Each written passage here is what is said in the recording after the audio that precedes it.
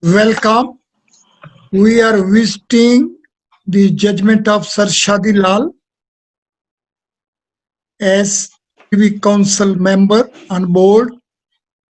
This judgment is 62 Indian Appeals 139 AIR 1935 titled Atmaram Abhimanji versus Balaji Rao Janrao.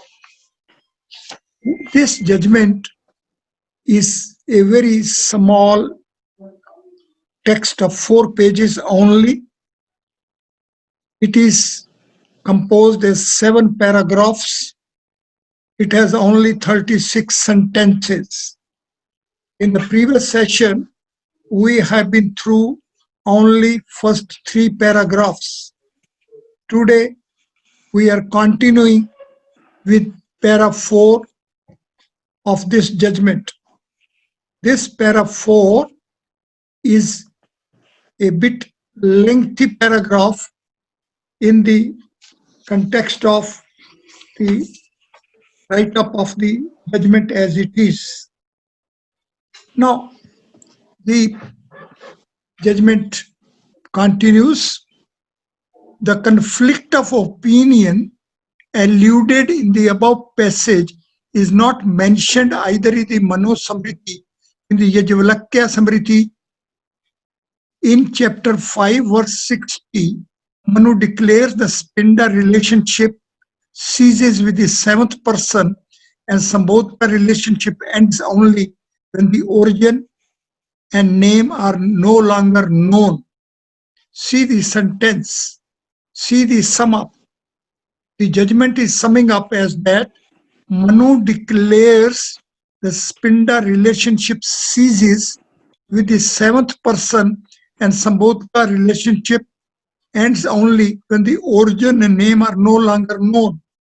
See, the Manu Samriti is extending Sambodha relationship infinitely till the name is no longer known. So till the name and origin could be traced, that could be covered by these Sambodhas.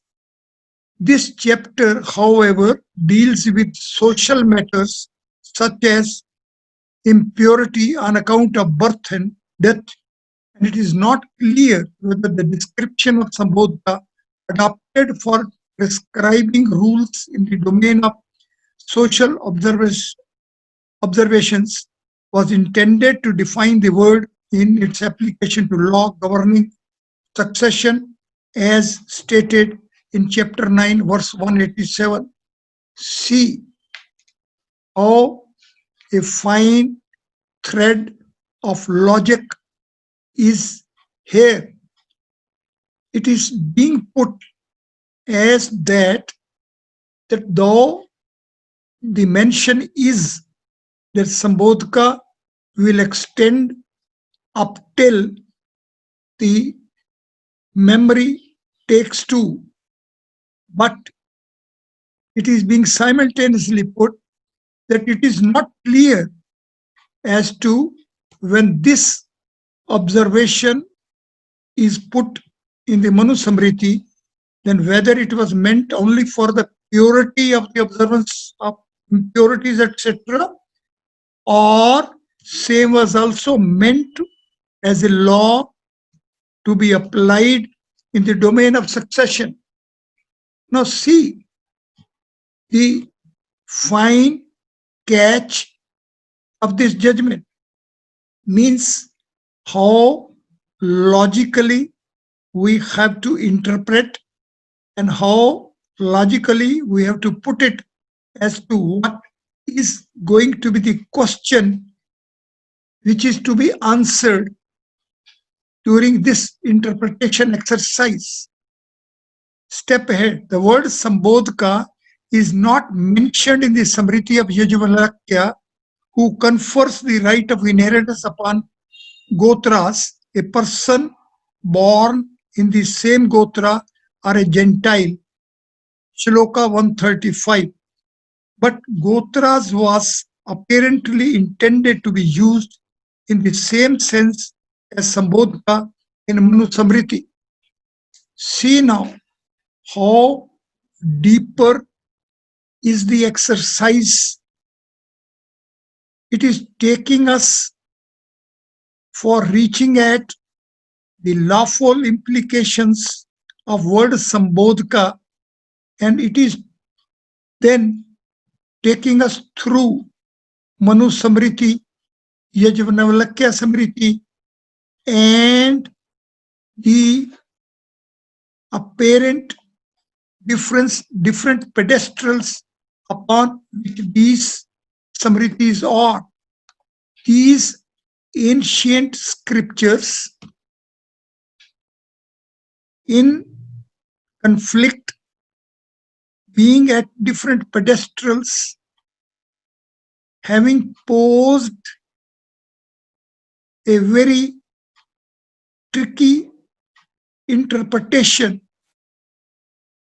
So, while writing an essay, while pleading, while making a judgment, we have to be so fine in our thought, so clear in our logic, that we may be in a position, firstly, to have comprehension of what the scriptures are saying, what difference of opinions in the scriptures are, and then to manifest it as a proposition to be answered. This paragraph, as it is progressing, is taking us to very a fine state of mind, the logic which is to be applicable, and the way meanings have to be scintilled from the ancient conflicting scriptures. It reads further, it was however recognized in course of time that the rule enunciated in the ancient texts, giving the right of inheritance to all agnates, however remote, and placing the cognates after them, was not in conformity with the feeling of the people. And Vijneshwara, when writing his commentary Mitakshara on the Samriti of Yajvalakya, probably found that a passage had grown up restricting the Sambodhaka relationship to the 14th degree. See the excellence, see the beauty of this sentence, and see how big chain, a very big flow of thoughts as flowing through centuries.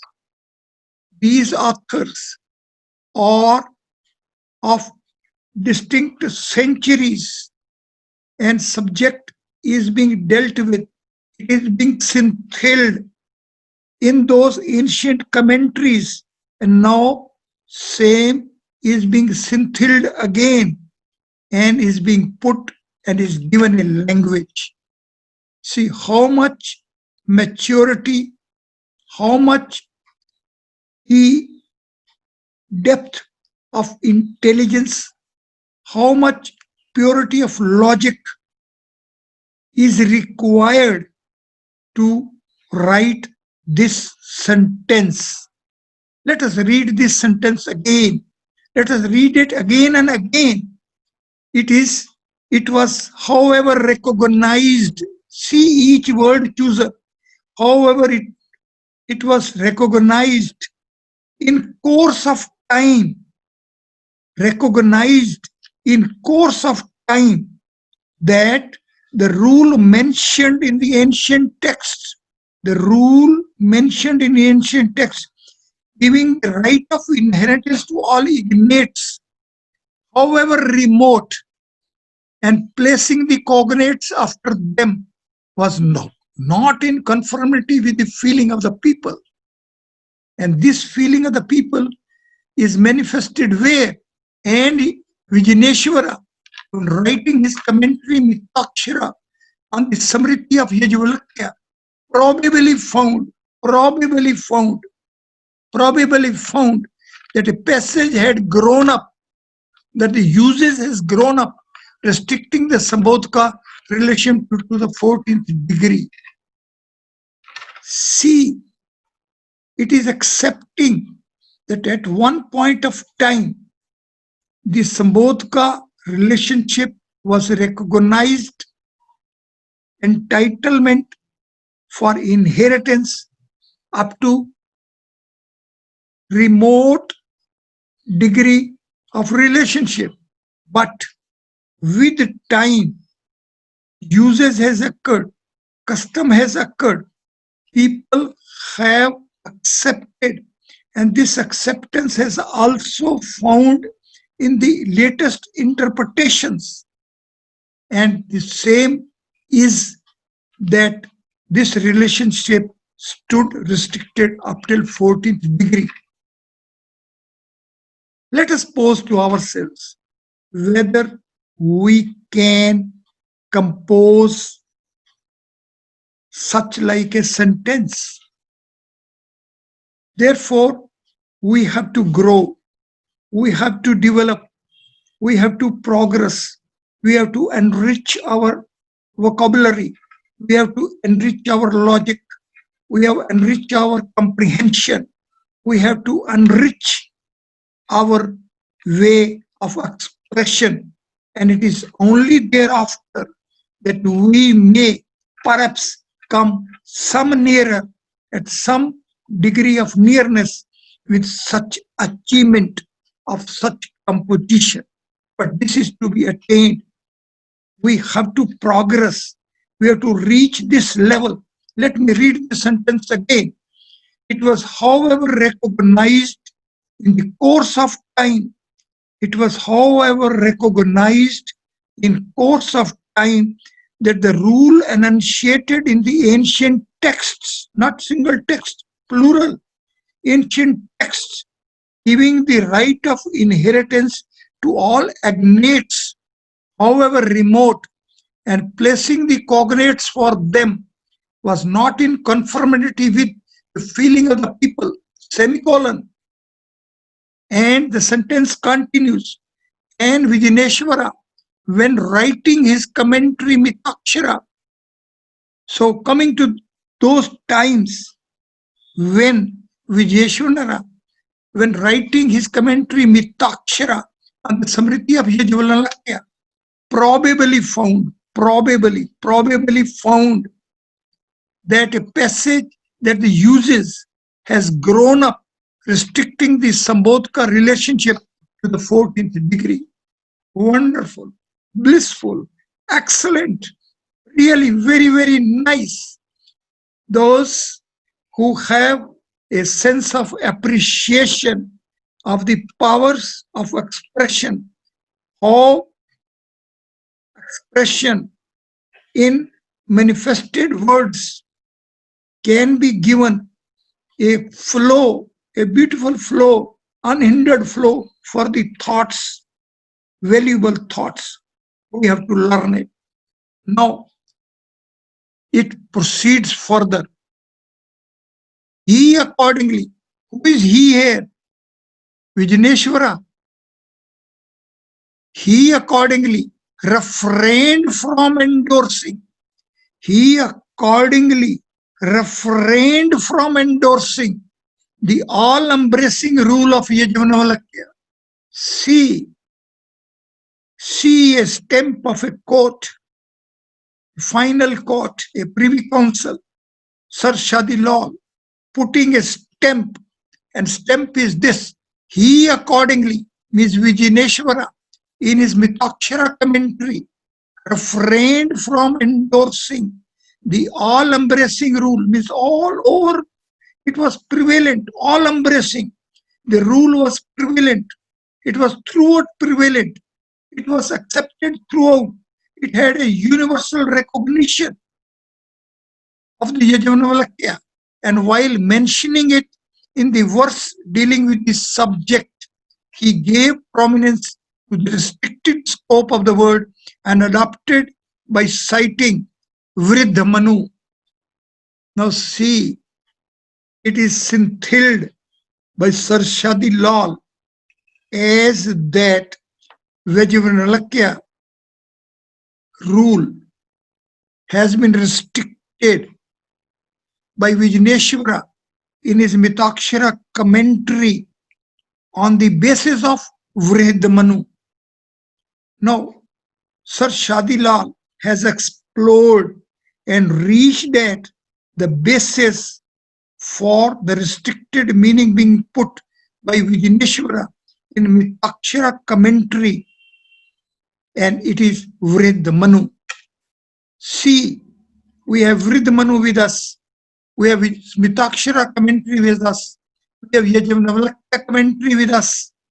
Ancient scriptures, centuries apart, one thought continued in the subsequent centuries, and now it is brought up till 1935.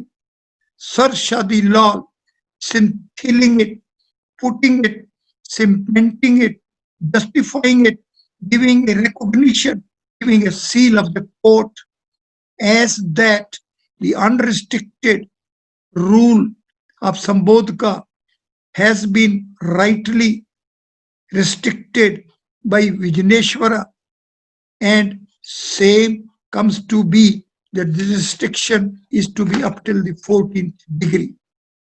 A step ahead now. The judgment continues. It must be remembered. See the sentence. After that conclusion, it adds, it must be remembered that the commentators, while professing to interpret the law as laid down in the Samritis, introduced changes in order to bring it into harmony with the uses followed by the people governed by the law, and that it is the opinion of the commentators which prevails in the provinces where their authority is recognized. See, such degree of fineness, how interpretation is to be had, what the art and science of interpretation is. This is being put in a cautioned language, but authoritative, with the seal of final adjudication as well. Let me read it again. It must be remembered that the commentators, while professing to interpret the law as laid down in the Samritis, introduced changes in order to bring it into harmony with the uses followed by the people governed by the law, and that it is the opinion of the commentators which prevails in the provinces where their authority is recognized. So the commentators overshadow the original authors. So the status of the commentators comes of equal respect as original thought glimpsers, and the aim of the commentaries that way is also being enunciated here, and it is that law shall be in harmony with the uses of the people. So the text on the one hand and the uses of the people on the other hand. So law is meant for the people, and the people's uses is the ultimate feature which is to be scintilled, recognized, and to be given an express language, and it should be as the uses is. So uses and customs as the source of law is the principle which is being accepted here and is being put the seal of the court of the status of a privy council, the final seal of law. Therefore, we as students of law, we as lawyers, we as legal analysts, we as research scholars, we as commentators have to learn as to the fine domain of interpretation, its values, its features, its formatting, as is having a seal of the court, and it is here in this judgment. Now, the final sentence of this paragraph, as observed by the board means the Privy Council board, means the Privy Council, in 12 MIA 3971 at page 436, the duty of the judge. So it is here where now this judgment is taking us to the duty of the judge, and see the language in which it is put. Duty of the judge is not so much to inquire whether a disputed doctrine is fairly deducible from the earliest authorities, as to ascertain whether it has been received by the particular school which governs the district with which he has to deal, and has there been sanctioned by uses. For under the Hindu system of law, a clear proof of uses will outweigh the written text of law. Indeed, the Mitakshara states subordinates in more than one place in the language of text to custom and approved uses. See how texts are superseded by the customs and uses. These days, we are in the habit of going to the courts only as per the codified laws. See those times when there were no codified laws and even texts were permitted to be overruled by the uses and customs. How big challenge before the judges had been in our pre-independence era, as they have to scintille the law from the uses and customs. So customary law, which is being not read or taught, shall be reverted back.